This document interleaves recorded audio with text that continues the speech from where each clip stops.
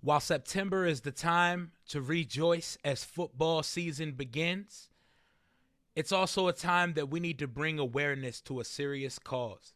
Each year in the United States, an estimated 15,780 children between the ages 1 and 19 are diagnosed with cancer. That's 1 in 285 children by their 20th birthday will be diagnosed with cancer, and it is the leading cause of death by disease for kids in America. And September is Child Cancer Awareness Month. We just want to bring awareness to the cause. And our guys, Chris Bryant and the Hog Farmers here in the Washington football community, they do so much for the cause. Do your part in helping children and families affected by pediatric cancer. And go gold for the month of September for a very, very serious and important, impactful disease. This is President Jason Wright, and you're listening to Rambling About Washington.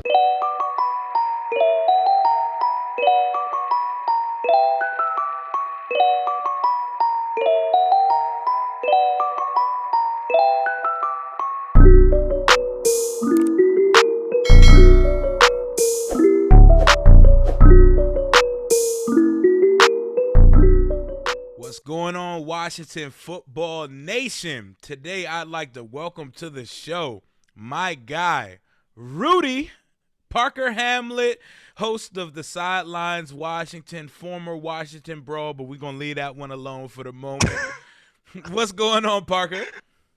Hey man, this is long overdue, but as I told you, man, I'm just happy to be here. We just wrapped up last night with Big Doug. Finally, happy to come on the almighty Raw Talk, man. Happy to be here. Yeah, man, that's what we do. So we're going to get a lot of rambling done today. How are you feeling going into this season right now? What's the mood like? You know, honestly, I feel like a lot of people were kind of putting us on a pedestal a little bit early. But, I think Mike, I can't remember the guy's name from ESPN. Greenberg. But, Greenberg, that's right. He had a lot of stuff to say about the Washington football team kind of earlier today. And talking about completion percentage for Ryan Fitzpatrick, kind of going down his list of accolades and how he fares very well against some big names in the league like Brady. Prescott talking about how Tom Brady didn't really get hit as much as he did in that one playoff game against us. Kind of listing some reasons why people should believe in the Washington football team. Not only that, but why they're very, very reminiscent of the 2019 San Francisco 49ers. Of course, they fell short in the Super Bowl to the Kansas City Chiefs. But if that is what we're being compared to, and that is the expectation for the season, that is a huge leap from being 7-9 and being eliminated in the wild card round. So I'm not saying Super Bowl, but I'm certainly saying it's playoffs or bust. And let's finally get that first round playoff win, Rio. Oh my God. I mean, when was the last time? I mean, 2005. It feels like eons ago, man. Feels like eons ago. So I'm feeling hopeful. Hell yeah. It's cautious optimism, but the optimism is real. Like we're not being delusional when we say that we're in a good position. Like I'm trying to tell people, like, lighten up on Fitzpatrick. He's not the greatest quarterback ever, but he is a significant upgrade from the quarterback play that we had last year, which was ranked 32 out of 32. He did say that as well. And honestly, it was probably worse than that. Like, there wasn't a starting quarterback on the damn roster last year, for real. But it's nice to get some national notoriety and respect. Yes, that brings expectations, and expectations need to be lived up to, and we need to deliver, but it feels good what's happening here right now. And on top of how it feels on the field, off the field as well. And I love this content creator community that we have here in the Washington Football Team Network, man. What made you reach out to me and Adam for your rebrand of your show? Because you rebranded just like the team's doing right now. What made you do that? I felt like it was time. Of course, the Brawl Network detonated itself, and like you said, we're definitely not going to get too much into that. That's some low-hanging fruit. A little messy. But I was on the same track as Watch Football Team, as in I was going to rebrand eventually anyways. That was always in the plans. Just didn't quite work out with other individuals as far as a content creating standpoint. You know how you and I are, man. We're constantly pushing out stuff, as well as Adam. Of course, Adam's got the Burgundy and Gold Report. His work speaks for himself. He's always been a grinder in this community and this content creator network. Like I said, go check out burgundygoldreport.com. Happy Hour podcast coming up, so make sure you guys go check out Adam's work. I know we got a lot of people listening, so got to get that plug in. As far as you, Rio, I mean, like I said on the Big Douglas show, and I don't mean to gush too much, man, but I've told you this one-on-one. Your energy is just infectious, man. And I remember seeing it on the timeline. I remember seeing some of your takes, and people will say that this podcast game is oversaturated, but in my opinion, while not everyone should have a mic, certain people deserve to have it for them. And to me, you've shown that you should have had a mic in front of you a very long time ago. You superseded pretty much a lot of people I know that have been doing this for years, and I couldn't be any more proud of you, bro. And I just want to say that while I'm on your show. And like I said, bro, just your energy, you bring it to the table every single time. And, not just behind the mic, man, but, off the field as well. I mean, we go to Richmond, have a great training camp experience, Friday Night Football, all that stuff, man. You were completely as advertised, and I couldn't be any happier to work with you, brother. And it was a very easy decision, as I told Big Douglas, to bring you and Adam along for the ride. Hey, I appreciate that, man. I appreciate the kind words. And what I've liked in this process is that, like, we've able to form, like, actual real bonds and friendships. Like, it's more than just we podcast and we talk about Washington football. Like, we get into life shit too. Like, some of our conversations that we get into behind the scenes in our group chat, or just me and you on the one, like, that's the beauty in this fanship shit. Like, it's deeper than just sports. Like, life can be stressful as hell, and there can be some dark shit we're going through. This bond that we have through fanship, through sports and stuff, it keeps us distracted from the everyday stresses of life.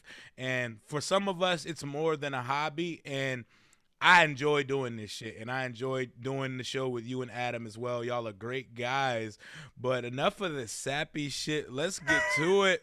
Let's get to it. All right, we're gonna get to some record predictions. We're gonna go game by game and pick how we think Washington's gonna do this year. But before we get to that, there's a couple things. First things first. I see you got your Giannis jersey. Congrats to your guy, man. How did that feel seeing that championship?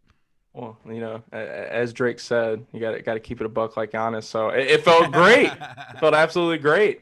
I never really thought in my lifetime I would get a chance to see any of my teams win a world championship. Of course, I wasn't in the Deer District in Wisconsin. I like to keep the line between my Milwaukee fandom and my Washington fandom very, very sturdy. I know a bunch of people thought I was just going to be wearing this shit all summer.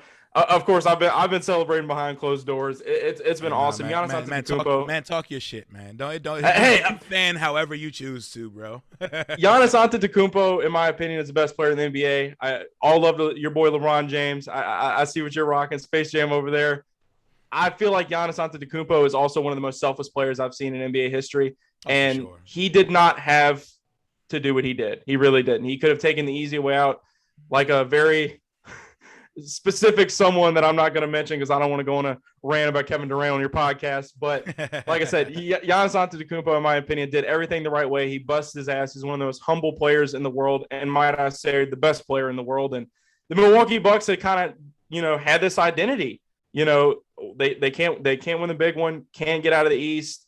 And they pretty much broke every stigma that Mike, the head coach, had for this organization throughout the last couple seasons, couple tough playoff exits, but for them to kind of trudge through, come out the East and win a very, very physical series against the Brooklyn Nets that I had them coming out of all along, it was just an absolutely fantastic feeling. The Phoenix Suns, in my opinion, also one of the best overall teams in the NBA last year, one of the better stories. A lot of people wanted Chris Paul to get his chip, but Giannis Antetokounmpo did what he does best, and he took over the game, took over the series, and a great feeling, Rio. It really was. Hey, man, I'm not taking nothing away from the Milwaukee Bucks. What y'all did, it was very commendable. There were some injuries that played a factor in the. And there's always that. There's always that. But I don't put asterisks on championships because these professional players, they put their all out on the court, on the field, and wherever they're doing it. But I'll let you have Giannis as the best in the world just because he's coming off a championship. I'll let you have that. That's a conversation for another day that I would love to have. But Good for him, man. I'm a Bron fan. Like, honestly, don't let people tell you how to be a fan. Listen, I support the Wizards because I'm from this area of the DMV. I watch every game they play, but until LeBron retires, I will not give them my fandom like I give LeBron. They don't deserve it. They never have. And I used to make jokes LeBron's about my it. Redskins. Like, I support him like I support Washington. So it's like a family member to me. So that's who I support. I got my Toon Squad jersey along with the other millions of jerseys I have. Don't let these DMV fans bully you into saying you're supposed to be a fan, because most of them, while being a DMV fan, they go to sleep and put on Michael Jordan cologne and Jordan socks. So they did the same thing. I always felt like people love to just take away from greatness in general. I mean, you talk about putting asterisks on championships. People love to say, well, injuries for the Milwaukee Bucks with LeBron and the Lakers winning that title. Oh, the bubble. Yeah, I know. Winning a championship is a feat at any level. It should always be something that is celebrated. And to me, that is why I'm going to run around naked when the Washington football team gets a Lombardi. God. It's going to be a big fucking orgy in the DMV when we win a Super Bowl. And again, like, we're going to tear this whole shit down, man. You're going to have to come up from your little Riverdale city and just tear down the city with us. Parker lives in Riverdale, for people who don't know. He lives in a city we've never heard of, a sitcom city in Virginia. I think the only person I know that actually knew where I was from was Corey Sanchez. He's got a tech guy, Mr. Monetization over there. Shout out to Corey Sanchez. He said that I was the Longwood football coach. For those of you who don't know, I'm from Farmville, Virginia. So, I think it was the second last time I was at the stadium. We were talking to Jason. I was like, hey, man, I got to head back home. And I was like, I got to go to Farmville. He's like, where? What's Farmville? I see you try to slid that. I talked to Jason thing in, man. Hey. Same company over here, I mean, yeah, me talking to Jason's not a big deal compared to you dancing with him and it going viral, Mr. Ryan. So. Jason Wright is hilarious, man. Like, the conversations that you can have with this guy via DM, it's like, wow, this is our team president. It's a new day. It's truly a new day in Washington. And before we pick these games, Madden 22 released a couple weeks ago. We're both PlayStation 5 guys. Amazing console, by the way. Honestly, this is the best console that has ever came out. I don't want to hear a debate. Shout out to Xbox, but y'all don't compete. And I honestly don't know what games you guys play that aren't third party. But I'm going to go there another day. What do you think of Madden 22? Because I enjoy it, but there's still a lot of issues. What do you think? I could go all day on everything that is wrong with this game. But like you, I put on the clown makeup every year, and I still buy the Madden franchise because I love football, and I love playing football games. And while that is our only option, I'm just going to have to work with what I am given. Also, great shout out for the PS5. A lot of people kind of crapping on us that scalped it, even though it's still not on store shelves. It's an absolutely great system, runs very well. I have that and the Xbox. Like you said, I'm not really sure what kind of games some of these people are playing, but as far as Madden 22 is concerned, when the cover kind of came out, I already wasn't excited, but when I saw the cover with Mahomes and Brady, I was like, there's so many other individuals that deserve to rock that cover. And I don't know, to me, I feel like the cover kind of like affects my level of hype for the game. I feel like a guy like Josh Allen or Derrick Henry deserve to rock the cover. Boring. It's very boring, and it felt like more of the same. And I will say there are some things in this game that kind of mix up a little bit. You got the home field advantages. You got some kind of mixed. They implemented kind of some RPG elements with the franchise mode. There are some factors in there that make it a more custom tailored experience for you. Coach Rivera, you're going to see him and Kendall Fuller have conversations in the locker room rather than some sidebar conversation. I kind of like that addition. Of course, there's always the X factors. People thought Chase Young kind of got one a little bit too early. I definitely think he showed that was not the case. Hell yeah. I think the gameplay on next gen, correct me if I'm wrong, I think that the gameplay on next gen is a lot smoother than it is on current gen. It's a world of a difference, right? Oh, it's definitely a world of a difference. I like to call the last gen one. I'm not trying to be a dick, but it's like I call it peasant Madden because it's we in a different tax bracket with these PS5s. It's okay. We can talk that shit. We live in different. Also, I got one for sale. If you want it, holla at me. But anyways,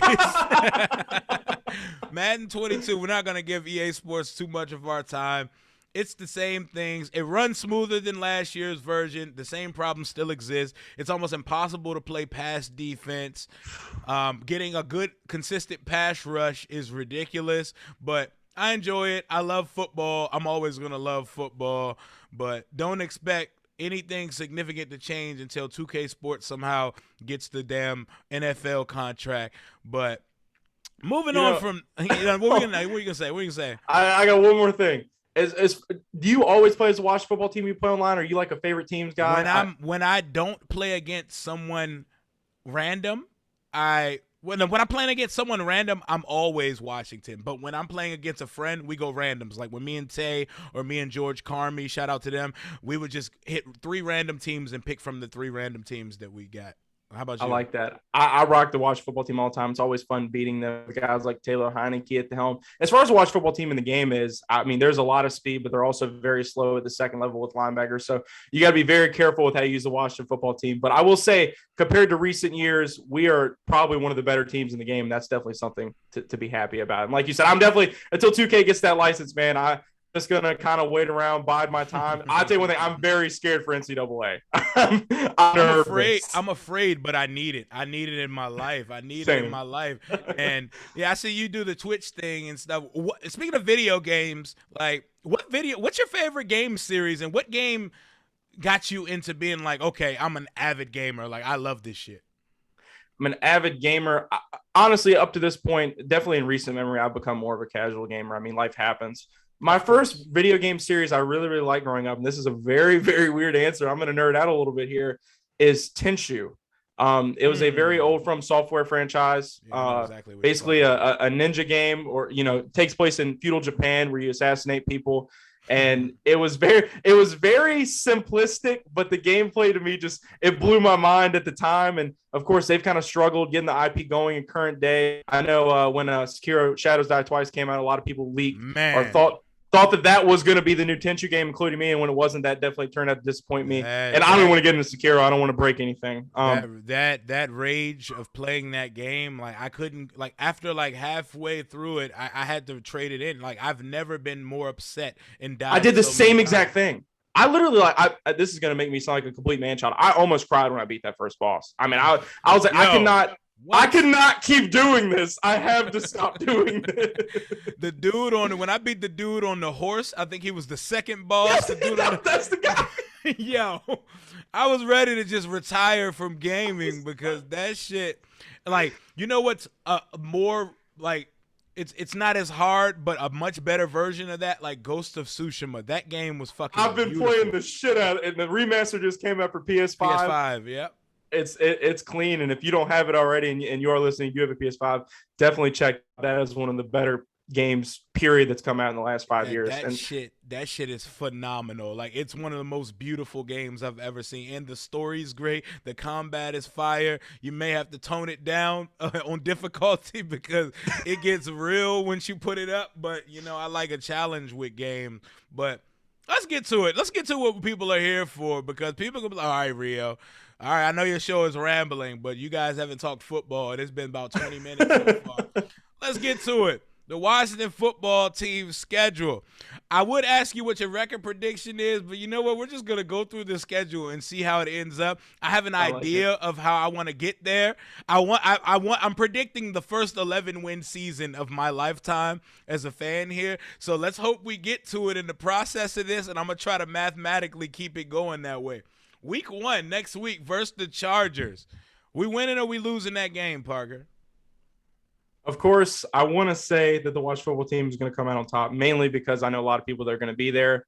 It's Justin Herbert, a quarterback that I know if you could rewind time, you would certainly love him to be the signal caller for the Washington football team. Him versus this defense. This is Justin Herbert's first time getting any live gameplay. From my knowledge, he's been kind of on the sideline throughout most of the preseason. They've been resting most of their starters.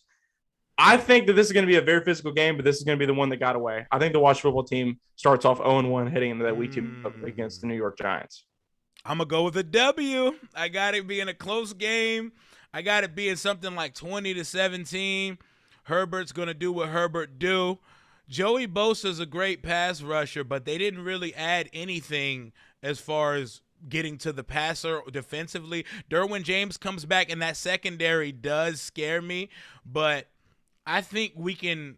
I think we can make some things happen offensively versus this team. And our defensive unit is the best unit that will be playing next Sunday. So I'm giving us Agreed. the W. I'm giving us the W 21-17 to start the season off. And I got us with our first win. Make sure you tally up your wins that you got. I got you. I have the Watch Football team losing 34-21. 30. Jesus Christ! So our elite defense is giving up 34 off rip. So we're starting. It's week one, man. It's week one. All right. Overreactions. Oh yeah, true. That's Fool's Gold week. So we're starting up the Herbie MVP campaign in Washington next week. Is what you're saying? I think Justin Herbert is going to be someone that gives Patrick Mahomes fits for the next decade. I've been very high on Herbert throughout the process. He definitely looks the part. Week 2. Thursday night football, the first Thursday night football game of the year. Shout out to Colleen Wolfe. Her and the NFL Network crew is going to be there. I just had her on the pod this week. We got the damn Giants coming to town. We have not figured out or manufactured a way to beat Daniel Jones yet. Does that trend continue, or do we finally get him this time? I think we finally get our first W over Daniel Jones, and it's going to be 17-14 in the primetime lights. And no, I'm not saying that because I'm going to be there, okay? I'm saying that because I went on the HTWR podcast, and to me, I hate the Jets more than I hate the Cowboys at this rate. I know that's kind of a hot take, but I feel like the Giants Watch Football team is going to be the rivalry for the NFC East in the next couple seasons. If Daniel Jones doesn't work out, which I feel like this year is going to be a swan song, they're going to go out and get another quarterback, and they still have that playoff-ready roster. I feel like it's going to be a dogfight between the Watch Football team and the New York Giants week 2. I see the Watch Football team smudging out with a field goal in primetime, 17-14, 1-1. Okay.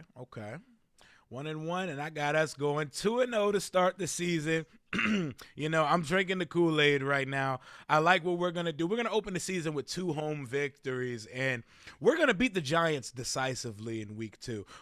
I think we're going to give them a 30-14 type game. We're going to make Daniel Jones turn the ball over 3 or 4 times. We're going to sack him 5+ times, and Antonio Gibson is going to shred them. I think he's going to get all over them, and yes, I like their defense. I really like their secondary. So I think the run game is going to open things up for us. Gibson's going to gash him.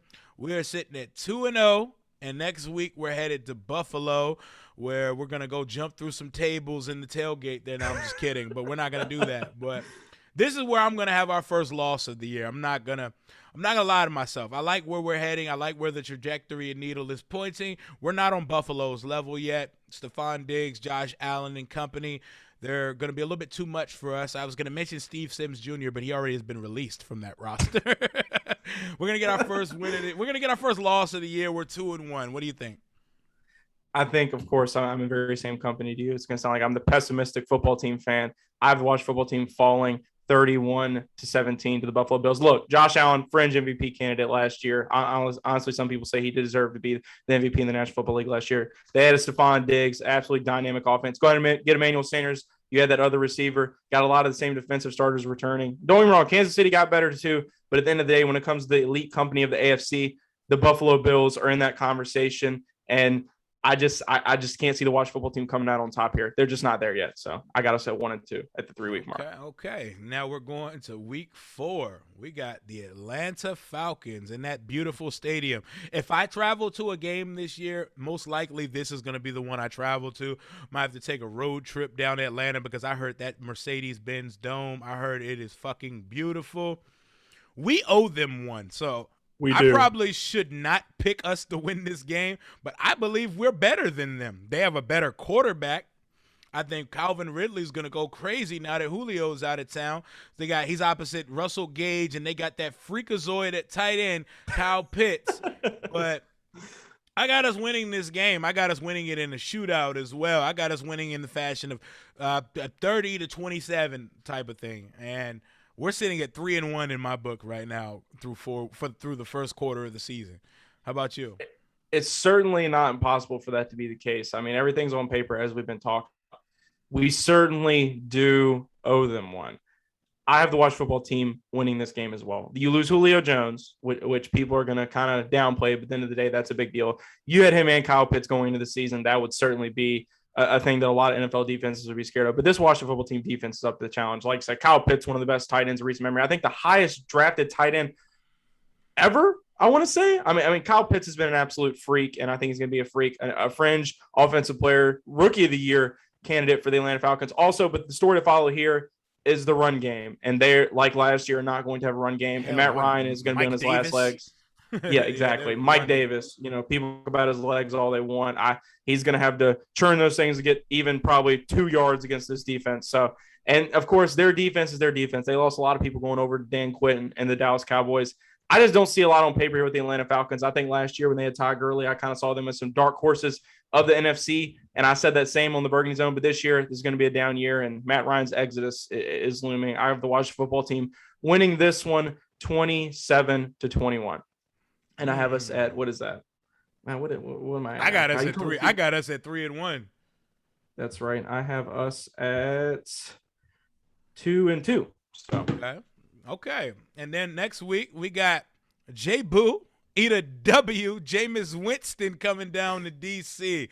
Michael Thomas will not be in for this game. He's missing the first. He's not going to be able to return until after week 7.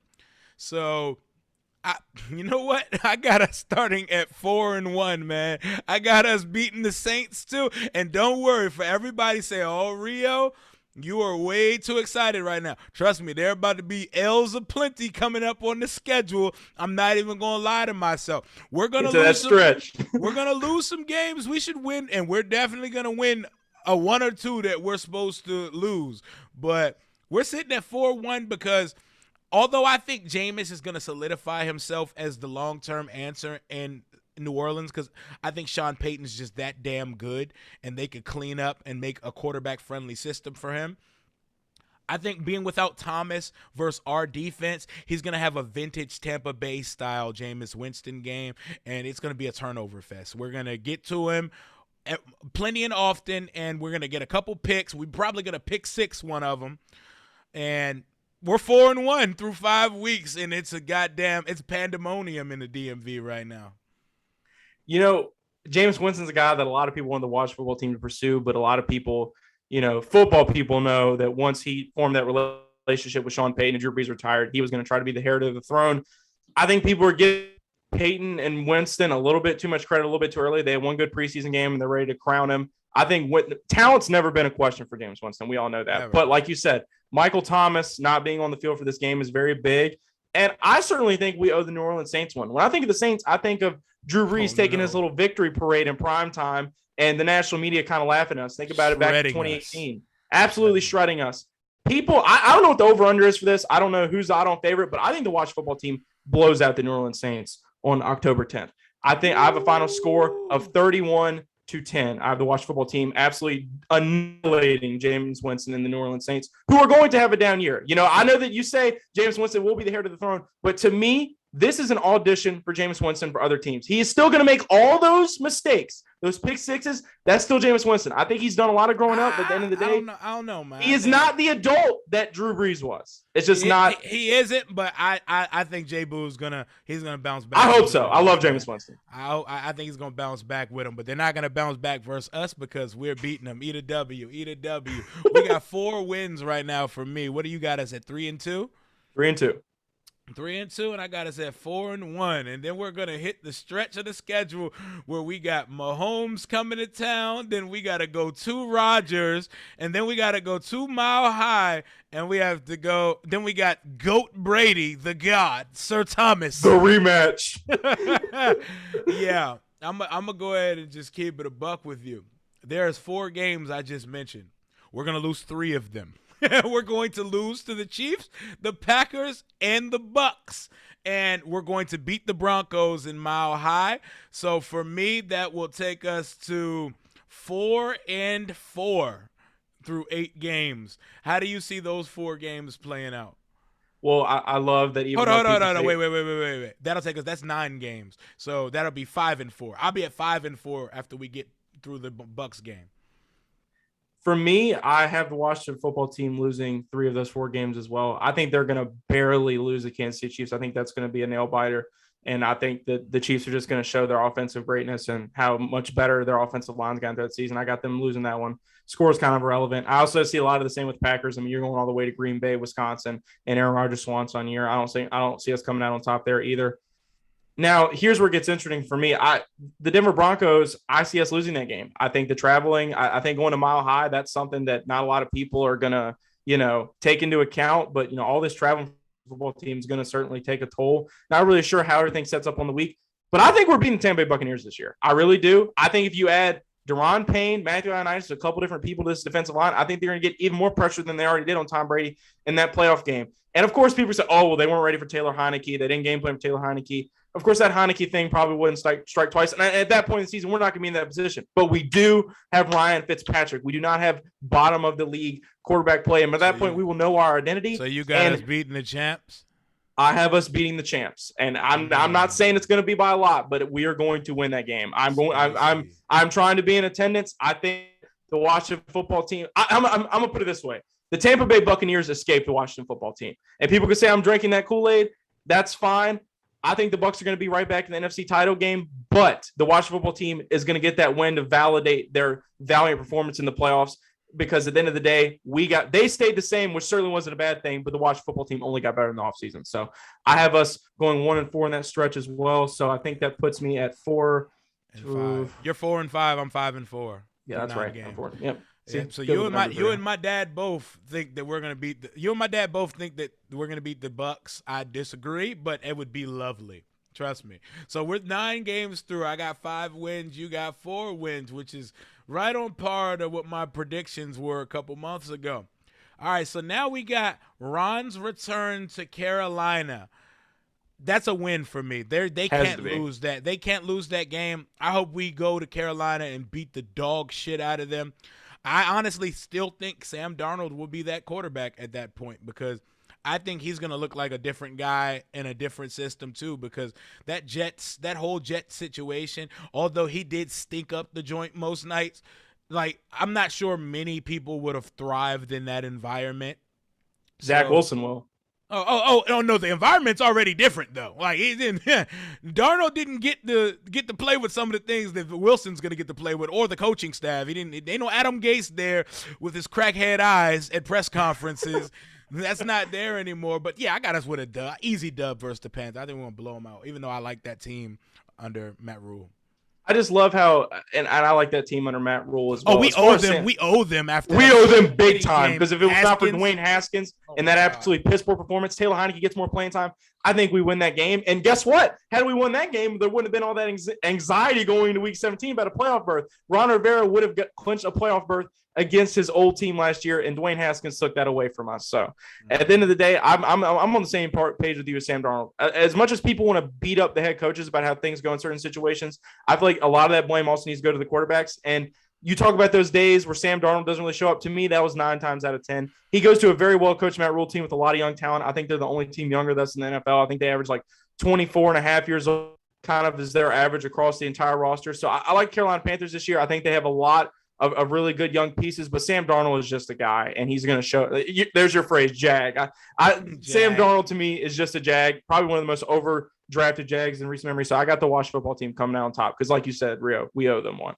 Hell yeah. And just for you that don't know, when we say Jag on this show, we're not talking about Jacksonville. Jag is an acronym that means just a guy. Therefore, the guy will never make an impact, positive or negatively. He's just a guy taking up a uniform in a roster spot.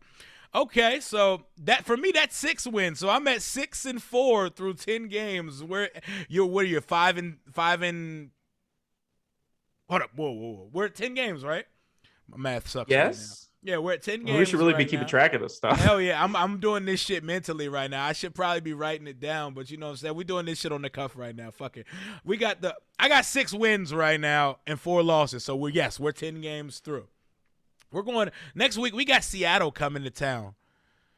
I think I'm 6-6 right now. We do have Seattle coming to town. Monday Night Football, sir. We have not played 12 games yet, sir.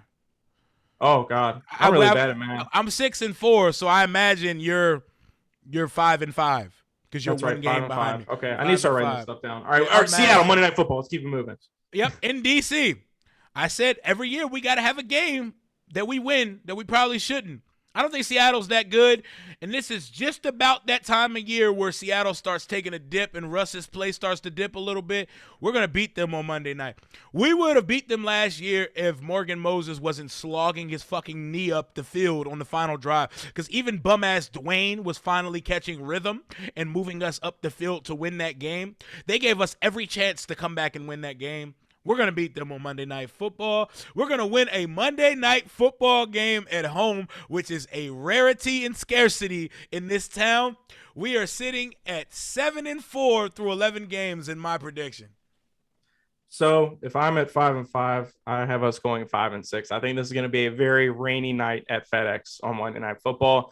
I feel like Russell Wilson's not going to have an amazing game. You got Jamal Adams. You got Dwayne after the wide receiver. I think that the talent is certainly there for the Seattle Seahawks. Of course, like you said, Rhea, I definitely can't argue with your point. This is kind of the point in the season where Seattle kind of starts to take that dive. But in recent memory, they've kind of always had the Washington football team's number. I feel like we owe them one, but Russell Wilson is going to cook. And I feel like he has kind of a chip on his shoulder as well, coming off last year where a lot of people felt like he should have been an MVP candidate, but everything just kind of took a dive. So I have the Washington football team falling short. I think I'll take Seattle in 4. Got us 5-6 after the Seattle game. So 5-6, and I got us at 7-4. So I got us at 7-4 with 6 games left. And of these 6 games, we go on the road to Vegas. Dallas comes to town. We go to Philly. Then we go to Dallas. And then Philly comes. It's the gauntlet of the division after we do the Raiders. Game. So I got us taking that L to the Raiders in Vegas. It's going to be a close game. Their quarterback is a very interesting candidate to be our signal caller next year in Derek Carr. And it would be something I'm not mad about at all, even though I would rather let's just move up and get our own guy in the draft. Derek Carr would definitely keep us in that window where we can win now. But I think they'll get us. I think they'll get us in a close game. It'll be one of those games where we have a chance to win it and Dustin Hopkins misses a field goal at the end. I'll say 27-24 Vegas Raiders. And that's at Allegiant, correct? That's on the road. That is in Vegas. I would love to go to that game, but it's way too rich for my blood. I'm gonna watch it on the OLED. It's all good. Those Death Star prices are absolutely crazy. You're gonna be in enough games this year anyway, Rio. I think you'll be okay to miss this. Hell yeah. I have the Washington football team getting to 500, win an absolute shootout with the Las Vegas Raiders. Like you said, I think we get a nice little peak of Mr. Carr, who might potentially be a shooter. If it's not us, it's going to be the Giants. To me, he's going to be on a different roster next year.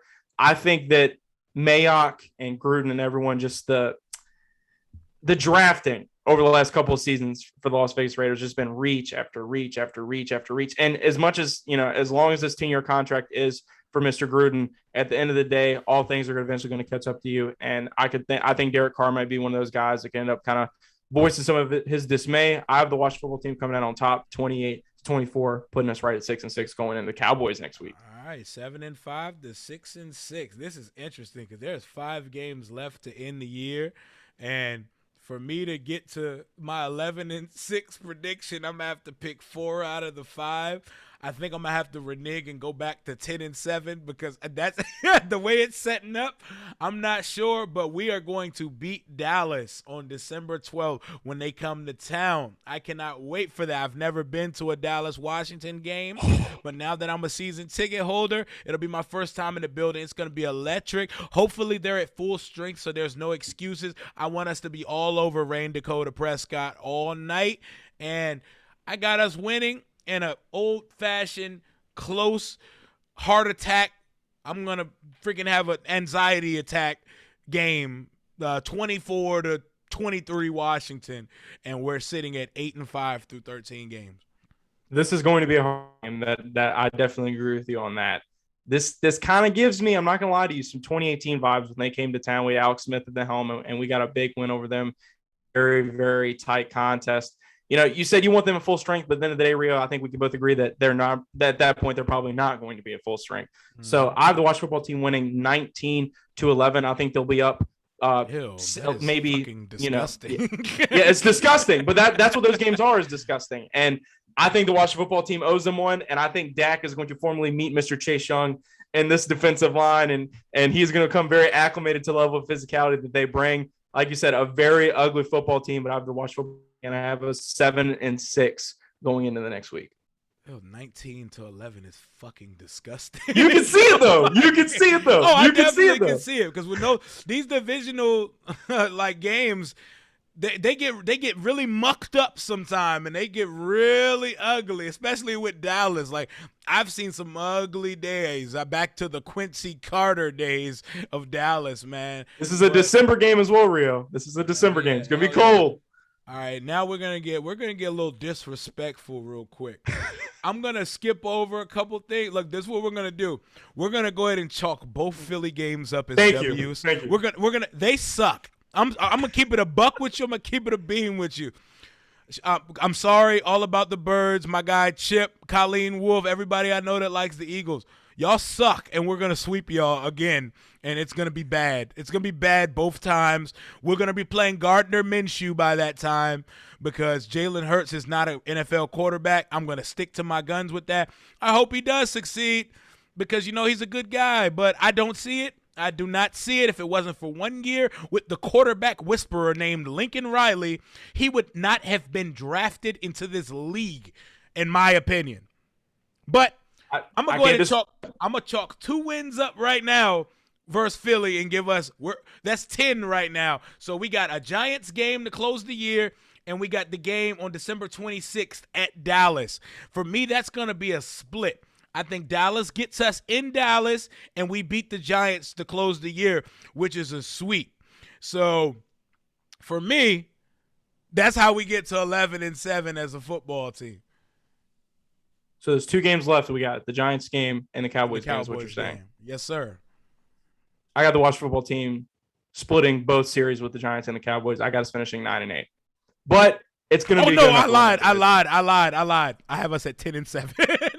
I just did that math in my head real quick. You stuck to that 11-game stuff, and I was like, he's going to go down to 10 the closer we get. I knew it was going to happen. I was trying to die on the hill of my prediction, but I think my final prediction for the year is 10-7. Like you said, we're going to split with Dallas, and we're going to sweep the Eagles, and we're going to sweep the goddamn No. We're not going to sweep the Giants. I lied. We're going to split with the Giants. The Giants are going to get us at the end of the year. They're going to get us in week 17. But it's if all that's good. The case, then don't you have the same record as me at 98? No, because I did the math wrong. Okay, I was counting just double check it because we're definitely going to come back to this at some point. I was counting a sweep versus the Giants, but logically speaking, I think we split versus them in Dallas and sweep the Eagles. So we're 4-2 in the division, and they can have week 18. I called it 17. They can have week 18 because the division is going to be wrapped up by then. And final prediction of the year: when does Washington season end, and who is it versus? I think going in, and this sounds kind of like a cop-out answer, I think Washington's season statistically will end second to last game of the year against the Eagles. I think the playoff match is going to be there, and I feel like someone else is going to lose. The NFC cracks out, and after that last week matchup against the Giants, we're going to. Oh, so you do not envision the postseason in our future? Who do you? Okay, here's another question: who do you actually like? What record do you think it's going to take to win the East? I don't mean to spend too much time on this, but what record do you think is going to win the East? 10-7. 10-7. Okay. Well, if you're going to come off your hill, I guess I'll come off my hill as well and say the Washington football team will go 10-7. I now that I kind of think about it, are we winning the division or are we a wild card? Because there's 3 wild card teams now. I think we're winning the division. You look across just the national media in general. A lot of people have us pretty much as locks for the division. I mean, you need to really think about it. When's the last time Colin Cowherd had the Washington football team win the NFC East? The roster's there. We've talked about this at the top of the show as well. I think we're. Hey, you want to know an interesting fun fact? My guy Jalen pointed out recently. Did you know Colin Cowherd grew up a Redskins fan? He'll never say it. Yep, that's true. That's 100% true. And he said a lot of stuff to lose this fandom along the way, and I'm definitely not going to get into that.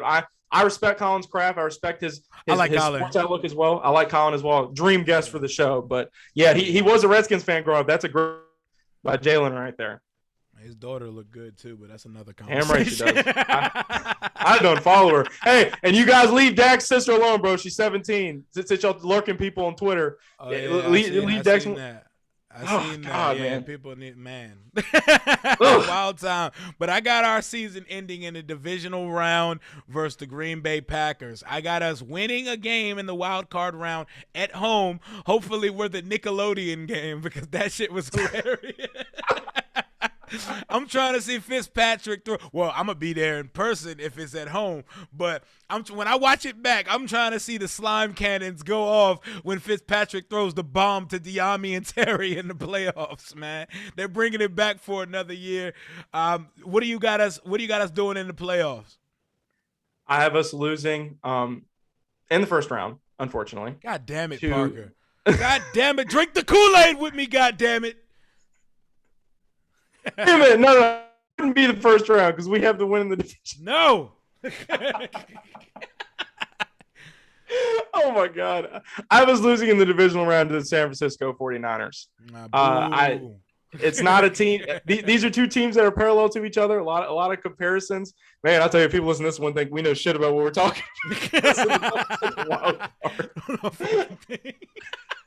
We really need to bring a clipboard or a piece of paper next time. You've been carrying me throughout the mathematics. That wouldn't be on brand for me, bro. We just do this, bro. We're not experts. We're not analysts, bro. We just ramble. That's what we do here. And it's so hard to really just put your flag in anything because the football season just moves so fast and one injury happens and completely changes the dynamic. But fuck all that. So we're losing to the Niners in the first round. Who's losing to the Niners in the first round? The San Francisco 49ers are still a very talented football team. To me, they have a lot of the pieces they did in that 2019 run. They're great. They're great, and we're drawing comparisons to them for a reason. And contrary to popular belief, no matter how popular Mr. Trey Lance is coming out of North Dakota State, Jimmy Garoppolo can still play football, and Jimmy Garoppolo is still going to win plenty of games for the San Francisco 49ers this season. I mean, look at the win-loss, guys. He can hardly stay on the field at the end of the day. He's a winner, and a lot of people might consider him what we like to call a jag. But at the end of the day, the San Francisco 49ers are going to have a great bounce-back year under Kyle Shanahan. So I was losing in the divisional round to the San Francisco 49ers. The wild card round or the divisional round? Divisional round. Okay. And just for fun, I think we're going to beat our old friend Kirk in the first round when the Vikings come. Oh my God! Oh, our timeline on fiction. Twitter. Oh my God, that would be like that would be the funnest day in Twitter history, or the second, because whenever the new name comes out, that's going to be the greatest day in the history of the Twitter app for our toxic ass fan base. Which takes me to our final question of the day. I end every episode of Rambling About Washington for now with this question to everybody. 2022, the Washington Blanks will be starting who at quarterback in week 1 of the season? So I want the team's name, what you think it's going to be, not what you want it to be, and who's going to be the quarterback, who you think is going to be the quarterback. Some people will say that I'm still picking what I want it to be, but conversations I've had, there's definitely a consensus on the name for the Washington football team going into next season. And I firmly do believe it will not be red, but we will be the Washington Wolves moving forward. Yeah. You listeners, I'm sure that was ridiculous. But the signal caller for the Washington Wolves heading into next season will be the one, the only Heisman favorite, Mr. Sam Howell. Ooh. Howell, you like that? Sam Howell out of UNC. I see what you did there. Yeah, that definitely wasn't intended, but certainly something I could pick up on. Mr. Sam Howell, a Heisman favorite. People are very high on Spencer Rattler. To me, will be a Houston Texan. And this is the year, no matter what Rivera says about foundation, building blocks, giving up assets, this will be the year we traded for a quarterback. We were on the cusp this year. We were damn close. Passed up on Fields, a couple other guys. This is the upcoming season, this draft. New franchise, new name, new merchandise. Everything's brand new for the Washington football team. They're also going to add a new quarterback to that as well. We'll get a new stadium later down the line. But Sam Howell will be the starting quarterback for the Washington Wolves. Rattler's, of course, going to win the Heisman. I think everybody's giving that to him. Thank you. I was going to ask Rattler's going to win the Heisman. But that's going to be good for the Washington football team because we're not going to pick top 3 and we're not going to draft top 3. We're going to trade up and we're going to get our guy. And Sam Howell is, our guy, Mr. Pascal, said, very Mr. Matthew Stafford-esque. And I feel like we kind of missed out on that Stafford. I believe he plays tonight too. I'm ready to watch him. Does. I believe he does. I will be watching that shit. I got 2 questions. Are we giving him 7? I didn't even want to get into that shit. I was just gonna gloss over that and just act like let's leave some stuff in the past, but you gotta give Sam 7. If Dwayne can get 7, Sam can get 7. Hell yeah, I'm sure. Or we can give him 21. Oh, exactly. Hell yeah. Word to my man Keith. Also, Sam Howell's gonna be a top 2 quarterback in this draft behind Spencer Rattler. You're saying we're gonna win the division and somehow get Sam Howell. So are you willing to put in all the compensation it would take to make a leap from like 22 or 23 up into the top 5 of the draft? So, like you said, Sam Howell is going to be a top 5 pick, right? And who knows who ends up in their stock throughout most of the process. I think Sam is going to kind of move down the rankings a little bit. I think NFL scouts know the arm talent's there. I think they know decision making there. I don't think there's anybody in the college football with a better deep ball than Sam Howell. I think he's going to be one of the worst kept secrets. And we already have his deep threat from the last couple years. And we have Diami, so the stars are lining up, Rio. I know it sounds almost too good to be true. Wolves, how? But as far as assets are concerned, I think the Washington football team was willing to give up pretty much 2 first rounds for Matthew Stafford or something along those lines. I don't exactly remember the draft compensation. I'm completely fine with departing with next year's first rounder and the first rounder after that to move up to get our franchise signal caller. I think the fan base is going to be clamoring for him. And he's ACC. Hell yeah. For a trade of that magnitude, if we have to throw in a player. I was getting there. Yeah, if you have to throw it, do what you got to do. You got to take that leap because we're going to win a division this year. I am confidently sold. I'm dying on the hill. I believe it. We're going to win a division this year. Quarterback needs to be had. I don't think Aaron Rodgers was coming here. It would be fucking amazing if we could somehow – Colleen Wolfe spoke that existence into the air on my show the other day. I'm praying on it. That would be fucking amazing because we could still just wait to the 2nd or 3rd round or get someone late in the 1st round to put behind him, get 3 or 4 years out of Rodgers, and then boom, we got our young guy in the cut waiting. But that is a pipe dream, and I am now awake, and that is not going to happen. I'm glad you came around on that. Mr. Rodgers is not coming to the Burgundy and Gold, and I'm not even going to entertain that in my dreams. But I think Sam Howell is a very plausible possibility. And like you said, a player. I think this is going to be either Matthew Ioannidis or Daron Payne's last year with the Washington football team would be a part of that trade package. Yep, I know everybody wants to keep every single person in that cog of a defensive line we have, but realistically, that cannot happen, and that is going to conclude today's episode of Rambling About Washington. Brother, this was a fucking good time. This is just 2 friends kicking the shit and doing what we love. Plug whatever you need to plug. Plug your show, which I co-host in, what you got coming, your social medias, all that shit. Rio, we put it on the back burner, but it was completely worth the wait. I had an absolute blast. Everybody listening had as much of a blast as well. As always, it was an honor to join you here on Raw Talk. You bring and you will with all the guests, and I'm very excited for people to see what you have moving forward. As far as our show we have together, we co-host on Sidelines Washington Parker at Sidelines_WFT on all social media, Twitter, Instagram, Facebook, all that good stuff. Find us on Apple, Spotify, wherever podcasts can be found. Make sure you subscribe, leave a 5-star rating and review. Got to get those numbers up. I see you're very popular in the Bahamas lately, Mr. Robinson. As far as YouTube, you give us a subscribe, Sidelines Washington, turn on notifications, leave a comment, let us know what you think about the show, good or bad. We bring a lot of the same energy to Sidelines Washington podcast with fellow host, Mr. Adam. Find me and my very bold opinions on Twitter at Parker. That's where you can find me. And once again, Rio, it's been an honor, man. Love you, brother. Glad I could come on. Hell yeah, man. Any fucking time. But you can know where to find me. Rambling with Rio Robinson, the YouTube channel. Make sure you subscribe. Click that bell so you can get notifications as soon as I post. Rambling About Washington. Find it on any digital streaming platform. Catch me with Parker on Sidelines Washington with our guy Adam Aniba. Catch me talking shit on Twitter, Instagram, wherever you can find me at Rio_Robinson91 or at Raw Podcast W Rio. Until next time, hail to the nameless football team. Deuces.